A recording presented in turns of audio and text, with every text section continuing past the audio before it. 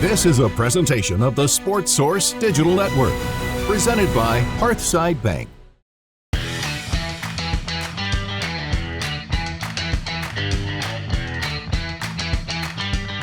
How about we just keep tearing the days away from the calendar? We're getting closer and closer to August 30th, closer to the Syracuse season opener for Tennessee.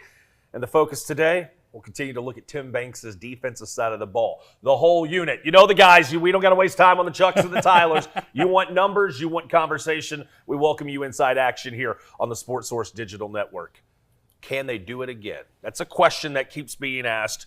Radio, television, small circles, even when you're hanging out over Memorial Day weekend. So Chuck Cavaleris, Tim Banks, can his defense do it again? It's like I'm doing a lot of headlines here.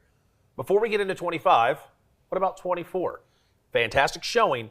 Can it even be coming close to duplicated or similar to what we saw just a season ago? Well, I mean, from what Tim Banks has shown, yes, I think it can come close. Right? Okay. But I think you're asking a lot if you're going to keep his improvement, and he's shown it in several categories. Right. So, I mean, it's a great question, and it's one that really, if Tennessee is going to contend for a lot of things it wants to contend for, this is a key number to look at. All right, so let's look at that number, and I'm glad that he set me up for this because how often, just ask yourself this question before we get to the number.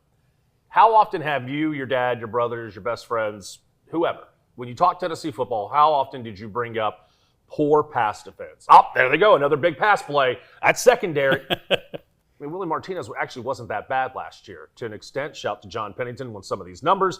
The Vols actually finished 5th last year in the Southeastern Conference in terms of passing yards allowed per game. That's actually better than Georgia. You know, that lockdown defense in Athens.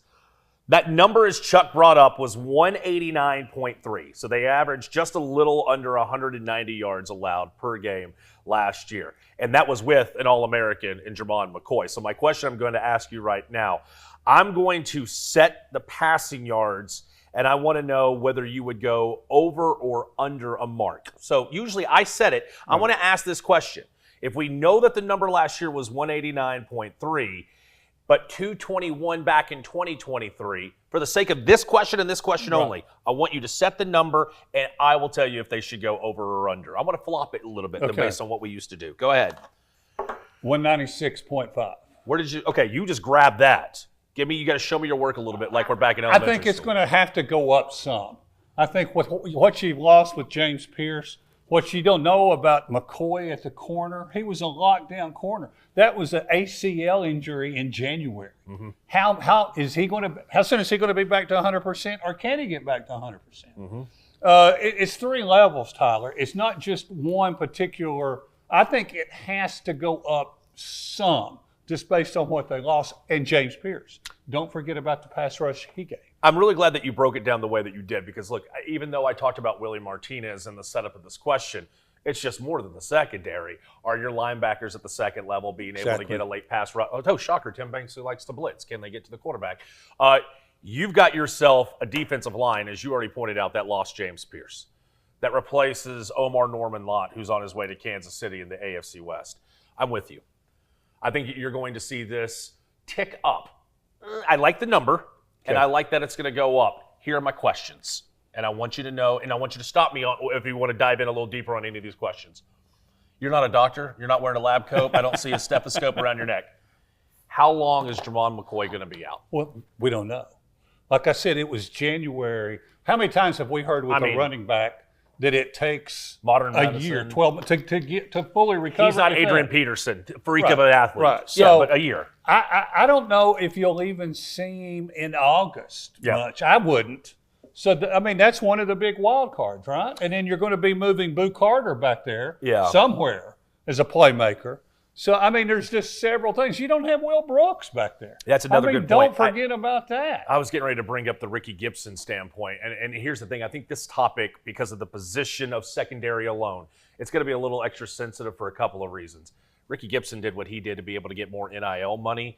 How many people are going to be looking 24's direction saying, you need to fill in until we see Jermon McCoy reach the field? I think Syracuse is going to come out heavy passing when they're replacing their quarterback. We'll see what Gunnar Stockton brings you at Georgia. I do not foresee Jermon McCoy being on the field until October at the earliest. Well, I mean, that's very and well. that's if he's rushing, and that means that modern medicine, and he has every day been busting it to make sure he can come back. And with some of the money tied to him and expectations, why would they not? Okay, so this next question I think is the most interesting one of them all, because it's one where you really talk about ball hawking defense, and this is where Tim Banks is going to start really earning a lot of his keep in 2025. Interesting note here. The Vols ranked 6th in the SEC last year. That's 4, 5, 6th in the SEC last year in interceptions with 12. They had 12 in 2023, 11 in 22, back up to 13 in 2021. So over the last 4 seasons, we just gave you that little window there of 21 through 24, Tennessee has recorded 2 or more interceptions in a game against an SEC foe 5 times. Bama, Texas A&M, Kentucky twice, Missouri. Keep that in mind. So that's over 4 seasons, those 5 teams. Where do you set the line this year? I want you to do, and I'm going to do. Multiple interceptions game. Against the SEC. In SEC play. And it's only been done 5 times, though, in the last 48 months. Right.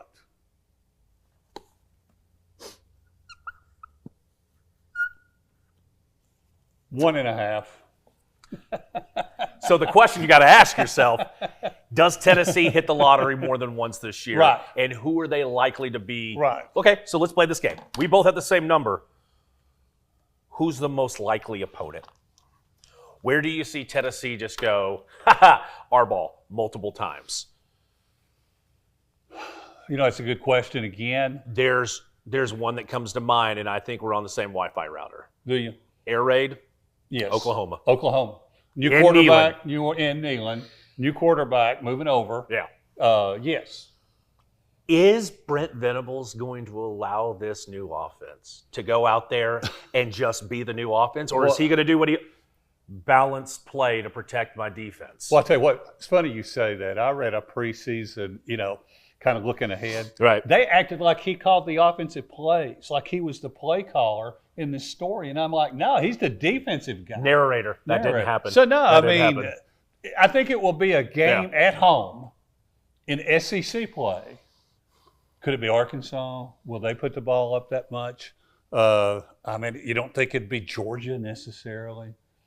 He's my boy, and I know people don't like that I love him as much as I do, him being a other SEC or rival quarterback. Oklahoma, I think by the end of the season, Diego Pavia is going to be broken, and I think he's going to give the ball to Tennessee multiple times. Well, last year, remember, they went up 14-0, and that was supposed to be, that's how Diego Pavia plays his game. Don't play from behind. Right. You think Vanderbilt's going to come into Neyland Stadium at the end of November and play the way that they want to play? So I'm going to say definitely, I'm with you on Oklahoma. I'll say Vanderbilt, you'll be able to find a second team in that mix, right? I agree. Over 1.5. I think Tennessee's going to have a special season when it comes to how they play at the pass rush in the SEC. Advent Electric has been providing high-quality electrical contractor solutions for 46 years. From 24/7 emergency electrical services to providing skilled residential and commercial electrical contractors and everything in between. Our expert certified electricians are equipped to help you no matter the size or complexity. Advent Electric, 865-588-0631. Here on Action, we always appreciate the feedback. Like, subscribe, ding the bell, and comment below. Did we miss a couple of teams? How about some of those over-unders on numbers so far through 2 of those 3 questions? Let's go big on this last one. We'll wrap it up here. I still want to talk about last year a little bit, because when you have such a phenomenal defensive season like the Volunteers had, that continues to be a high note where a lot of people set the bar for the future games of 2025. Last year, Tennessee's secondary, they allowed just 9 passes of 30 yards or more all season. They limited those explosive plays. In 13 games, just 9 30-yard passes against them all year. It was the best in the Southeastern Conference. So they were the 3rd best in the league in 2023 with just 15 30-yard passes allowed. 3 seasons ago, they allowed 22. I know John and you guys talked about it often on Sundays. That was a highlight of me when I was tuning in. So where should the over-under be set for explosive plays allowed by Tennessee? We're talking 30 yards. That's the criteria when you talk about explosive plays. So chunk plays down the field. Right. This is juicy here, because if Tennessee can keep those Moderate down to the minimum. There's a chance that this defense could help out Joey Aguilar in this offense a lot this year in 25. What say you? Well, what we're going to do, start with the number 9, that was what was allowed last year, correct? Yeah. I think you have to look a little bit higher than that. I'm not going to go a whole lot higher just based on Tim Banks' history. I'd go 10.5. There we go again. We set a number and we sandwich it right in the middle. Right. See, and look, I know I've read some of the comments here. Ivan, sometimes you're just a little hard on Tennessee. I hate to start this segment how we end it, or in this segment how we started it. How long is Jermon McCoy going to be missed? And my question to you is, if you're up big against the Syracuse team, you're still a 12.5-point favorite against them. Georgia of Gunnar Stockton is showing that he has comforts in this offense. Oh. How much is he going to show? This is so difficult to do. And look, I love that we get put to task here to be able to try to figure this out. But man, when was the last time Tennessee kicked off a football season that had such a large question mark when it came to one player? Like I know last year, Nico Iamaleava would be a safe bet. Can he come along? Can the offense progress? Jermon McCoy this year, who would arguably be the poster child for your team, when's he going to jog on the football field? Right, don't take a step back on that recovery of all things. Here's what I'm going to say. I'm counting a little bit more on the pass rush. And I'm thinking instead of just getting pressures, if there's one area I think Tennessee can improve defensively, it's actually getting the sacks. Mm-hmm. I think that's going to be a little bit better. I think they're going to find a way. They're going to get the pressures, and that figures into this number too. Because either you hit a little seam pass that goes 30 yards to get to 9 for the season going that distance. So overall, I'm not going to go above the number we see a whole lot. I would say 11.5 is a good number. I'm going to give you a 1-2 piece here quickly on some of those pass rushers. Confidence level, you got to choose one or the other. Are you more confident this year in Dominic Bailey or Jackson Moy? Probably Bailey. I like Moy more inside, right? Yeah. Just maybe getting some push, kind of like we saw Tennessee get last year. The pressures on the quarterback were excellent.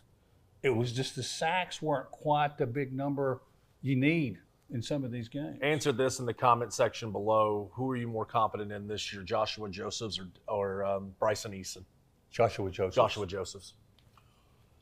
How large of a step can those 4 names take this year? And I didn't even bring up Tyree West. I didn't even bring up some of the – what I'm saying is that as much as we talked about Willie – it seems like there was a Willie Martinez lean here in this conversation today.